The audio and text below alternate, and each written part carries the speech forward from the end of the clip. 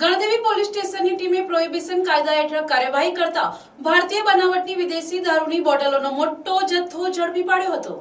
પોલીસે કુલ 828 બોટલો કબજે કરી છે, જેની અંદાજિત કિંમત 2,52,480 રૂપિયા જેટલી થાય છે। આ મામલે એક આરોપીની ધરપકડ કરવામાં આવી છે। મળતી માહિતી મુજબ ગણદેવી પોલીસને બાતમી મળી હતી કે એક કારમાં દારૂનો જથ્થો ભરીને વલસાડ તરફથી બિલીમોરા માર્ગે નવસારી સુરત તરફ લઈ જવામાં આવી રહ્યો છે। બાતમીના આધારે ગણદેવી પોલીસની ટીમે બિલીમોરા અમલસાડ રોડ ઉપર પેટ્રોલિંગ દરમિયાન શંકાસ્પદ કારને રોકી તપાસ હાથ ધરી હતી। તપાસ દરમિયાન કારમાંથી ભારતીય બનાવટની વિદેશી દારૂની 828 બોટલો મળી આવી હતી।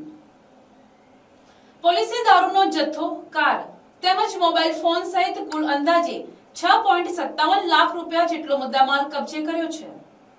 આ મામલે પોલીસે મોહમ્મદ સમીર સબ્બીર શેખ નામના આરોપીની ધરપકડ કરી કાયદેસરની કાર્યવાહી હાથ ધરી છે।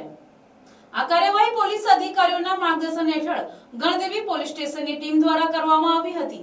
હાલ પોલીસે વધુ તપાસ શરૂ કરી છે કે આ દારૂનો જથ્થો ક્યાંથી લાવવામાં આવ્યો હતો અને અન્ય કોઈ લોકો તેમાં સંડોવાયેલા છે કે નહીં।